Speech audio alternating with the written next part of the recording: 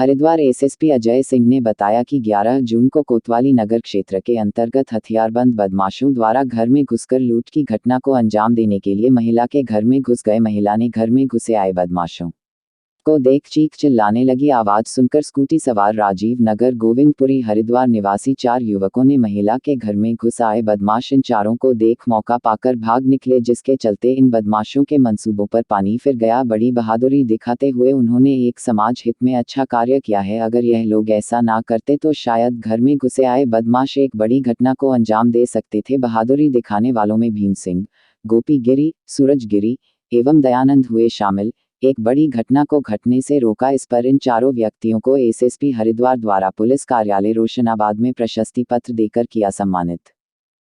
गंगनहर में जो घर के अंदर किसान परिवार के अंदर घर के अंदर 3 बदमाशों द्वारा घर के अंदर लूटपाट का प्रयास किया गया था और जहां तक सक्सेसफुल भी रहे थे। उसी के 2 दिन बाद उपरांत ही शहर के एकदम बीचों बीच देवपुरा क्षेत्र में भी इसी तरह से एक व्यापारी परिवार के अंदर 4 बदमाश घुसे थे। एक बाहर था जो बाद में पता चला उनके द्वारा लूटपाट का एक अटेम्प्ट किया गया था। इस समस्त दोनों घटनाएं पूरे शहर के लिए, हरिद्वार शहर के लिए बड़ी सनसनीखेज भी थी। और ये पूरा इसमें था कि जिस तरह से गैंग सक्रिय था, चूँकि अभी देखा गया पूछताछ में जो पकड़े गए हैं उनके लंबे आपराधिक इतिहास है लूट के और अन्य वारदातों के।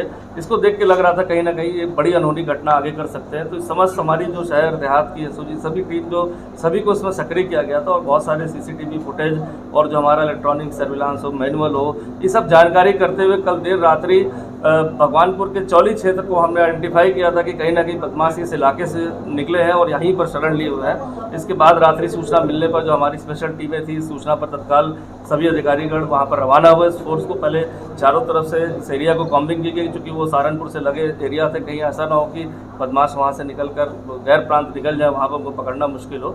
और कल देर रात्रि जब उनको एक घर में आइडेंटिफाई किया गया था और पुलिस की जब ये हलचल देखी तो उसके द्वारा 2 जो वहाँ बदमाश थे जिसमें नाम है अंकुर और उपकार, ये निकल के वहाँ के आम के बगीचे वहाँ पर पहुँचे। जब वहाँ पहले से पूर्व से घेराबंदी थी, एक उसमें जो ललकारने के बाद क्रॉस फायरिंग हुई थी जिसमें अंकुर और उपकार को गोली लगी, जिसको तत्काल वहाँ से रुड़की अस्पताल शिफ्ट किया गया।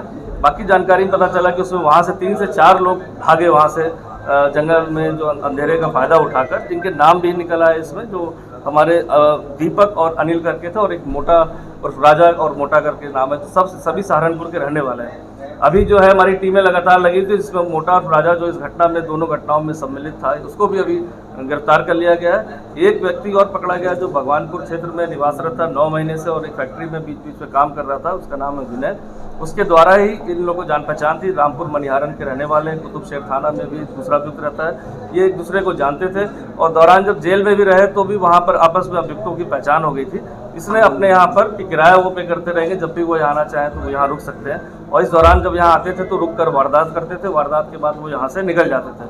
अभी भी जो उनकी प्लानिंग थी, 5 लोग इसमें इकट्ठा हो गए थे और एक नई प्लानिंग के तहत उनके द्वारा वारदात की जानी थी देहात क्षेत्र में।